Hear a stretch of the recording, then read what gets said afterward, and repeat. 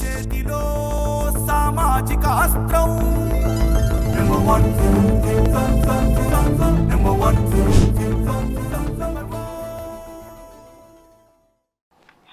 Madam నమస్తే. Hello sir. చెప్పండి అమ్మా. Hello sir, good evening sir. నా పేరు అమరావతి సార్, కడప డిస్ట్రిక్ట్ నుంచి మాట్లాడుతున్నాను సార్. గుడ్ ఈవినింగ్, చెప్పండి అమ్మా. నేను కాంట్రాక్ట్ స్టాఫ్ నర్స్ గా గత 10 ఏళ్ల నుంచి పనిచేస్తున్నాను సార్. ఓకే. నాకన్నా ఇంకా 20 ఏళ్ల నుంచి కూడా చేసే వాళ్ళు చాలా మంది ఉన్నారు సార్ స్టాఫ్ నర్సెస్ లో. వాళ్ళు 20 ఇయర్స్ నుంచి మాకు రెగ్యులర్ నోటిఫికేషన్ అంటూ ఏమీ పడడం లేదు సార్.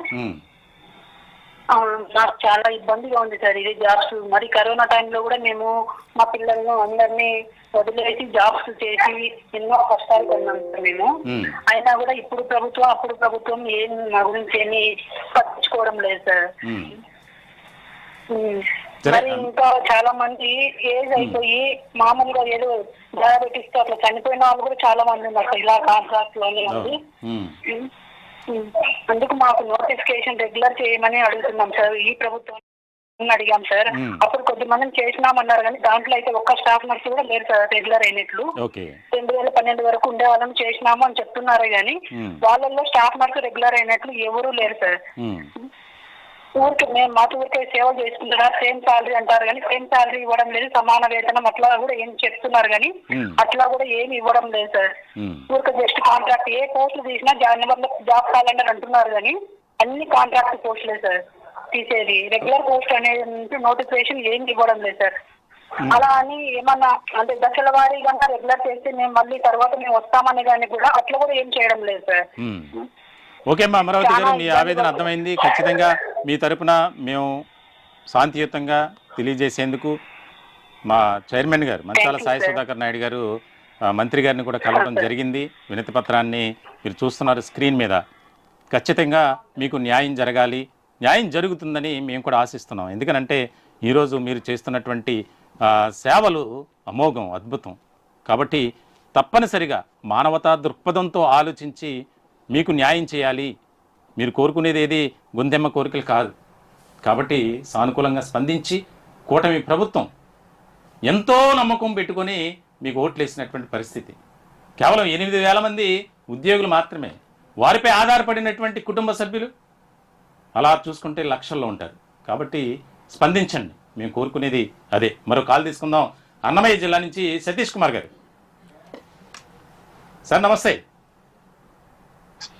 నమస్తే అండి సార్, చెప్పండి సార్. నేను అన్నమయ్య డిస్ట్రిక్ట్ నుంచి మాట్లాడుతున్నానండి. పిహెచ్సి కోనంపేట స్టాఫ్ నర్స్ అండి నేను. ఓకే సార్, యాక్చువల్ గా మాకు ఇది రెగ్యులరైజేషన్ లో గానీ ఇప్పుడు గ్రాస్ సాలరీ ఇచ్చిన జివోలో గానీ మాకు జరిగే అన్యాయాల గురించి మీరు మాట్లాడుతున్నారు కాబట్టి మీ ద్వారా మేము చెప్పుకోవాలనేసి మేము కాల్ చేశాను సార్. యాక్చువల్ గా రెగ్యులరైజేషన్ దాని గురించి నేను యాక్చువల్ 2011లో రాత పరీక్ష ద్వారా అపాయింట్ అయినాను సార్. అప్పుడు స్టేట్ వైడ్ ఒక నోటిఫికేషన్ ఇచ్చి 3 బ్యాచెస్ గా తీసుకున్నారు. 3rd బ్యాచ్ కాంట్రాక్ట్ లో పెట్టారు. అది అట్లే మమ్మల్ని తర్వాత గవర్నమెంట్స్ మారినా కూడా ఎవరు పట్టించుకునేది లేకోకుండా అది అట్లనే ఉండిపోయాం సార్. ఇది పలుమార్లు అన్ని గవర్నమెంట్ల చుట్టూ తిరిగి అన్ని చేసినా కూడా ఎవరు పట్టించుకోలేదు.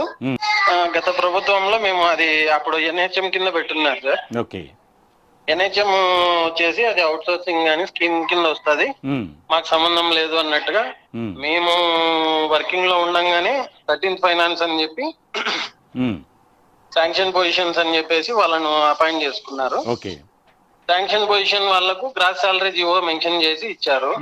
అప్పుడు పూనమ మాలకొండయ్య గారు చుట్టూ తిరిగి మేము అడిగి, మేడం ఆల్రెడీ మేము రాత పరీక్ష ద్వారా వచ్చాము మేడం, మమ్మల్ని రెగ్యులరైజ్ చేస్తారు వేకెన్సీస్ రైజ్ అయితే అని చెప్పేసి చెప్పారు.